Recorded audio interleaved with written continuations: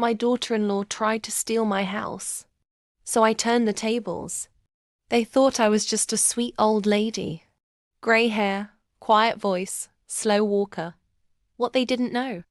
I've lived through war, raised 3 children on my own, and once drove cross-country in a snowstorm with a broken radiator and a loaded shotgun.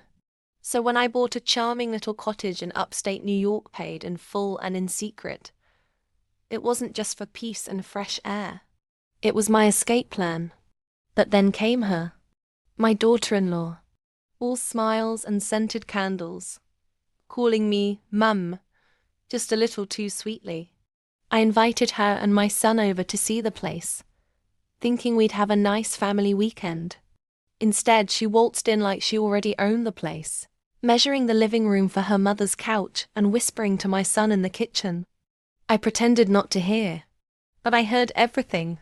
Turns out, she'd been plotting to convince me to transfer the deed, then surprise me with a multi-generational living arrangement, complete with her sister moving into my guest room. I said nothing. I smiled, offered them wine, and let them leave thinking I was none the wiser. Then, I changed the locks, installed security cameras, and waited. What I saw next nearly turned my stomach. 2 nights later, she came back. Not with my son, but with a moving truck. Her mother, her sister, and even her uncle stepped out. They had boxes. One was labeled China Set Dining Room. Another said, Master Bedroom, Mom. That's me, right? Apparently not. I watched from my phone as they tried to pry open a window. They couldn't get in, so they tried to break down the back door. That's when I made the call. Not to the police, to my lawyer. See, what she didn't know was this. I didn't just buy the house. I put it in a trust, with very specific legal protections, the kind that make unwanted tenants legally liable for attempted occupation. By the time they returned again, this time smug and holding a forged permission note, they claimed I signed.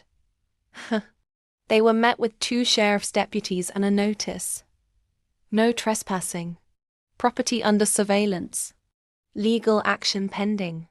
But here's the twist. I didn't stop there. I took the footage.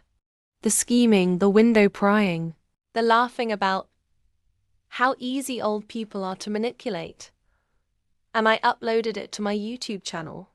Yeah, I have one. It's called Don't Mess with Grandma. The video? It went viral. Turns out, a lot of people have stories like mine. So now, every week, I share one. Scams, betrayals, elder manipulation, and how to fight back with smarts, law, and a little fire.